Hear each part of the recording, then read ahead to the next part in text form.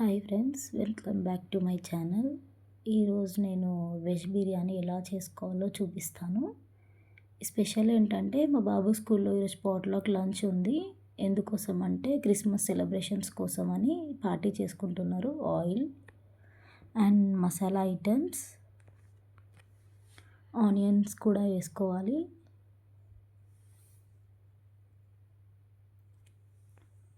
Onions కొద్దిసేపు ఆయిల్లో మగ్గనివ్వాలి.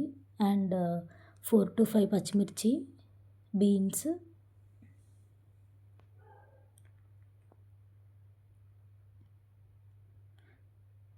అండ్ క్యారెట్ కూడా వేసుకున్నాను. కొద్దిసేపు ఆ వెజిటేబుల్స్ని ఆయిల్లో మగ్గనివ్వాలి. ఒకసారి కలుపుకోండి.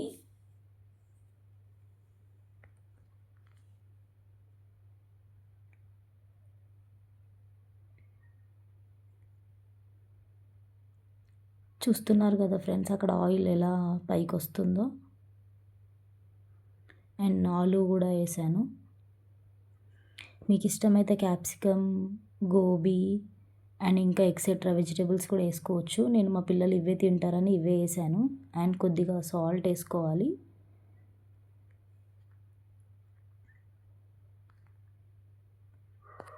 కొద్దిసేపు మళ్ళీ కలపాలి. ఆయిల్లో మొత్తం అవి ఫ్రై అవ్వాలి. అండ్ అల్లం పేస్ట్,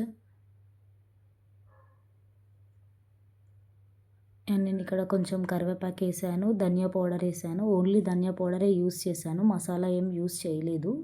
ఎందుకంటే పిల్లల కోసం కదా, అందుకోసం అని. అండ్ మొత్తం మంచిగా కలుపుకొని కొద్దిసేపు పక్కన పెట్టుకోవాలి. నేను 2 గ్లాసెస్ రైస్ తీసుకున్నాను, అందుకోసమని 3.5 వాటర్ పోస్తున్నాను. ఎందుకంటే వాటర్ ఎక్కువైపోతే రైస్ మెత్తగా అయిపోతుంది కాబట్టి 2 గ్లాసెస్ రైస్కి 3.5 గ్లాసెస్ వాటర్. హాయ్ ఫ్రెండ్స్, ఈ వీడియో నాకు తెలియకుండా మా హస్బెండ్ తీశాడు, అందుకే అలా ఎక్స్ప్రెషన్ ఇస్తున్నాను.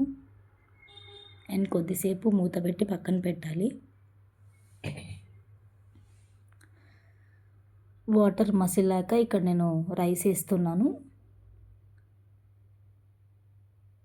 Just only 2 whistles friends.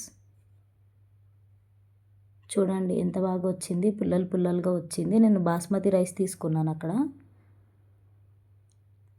మా పిల్లలకి పెట్టాను, వాళ్ళ ఫ్రెండ్స్కి కూడా పెట్టాను ఫ్రెండ్స్ నేను. Thank you for watching my video. Bye friends.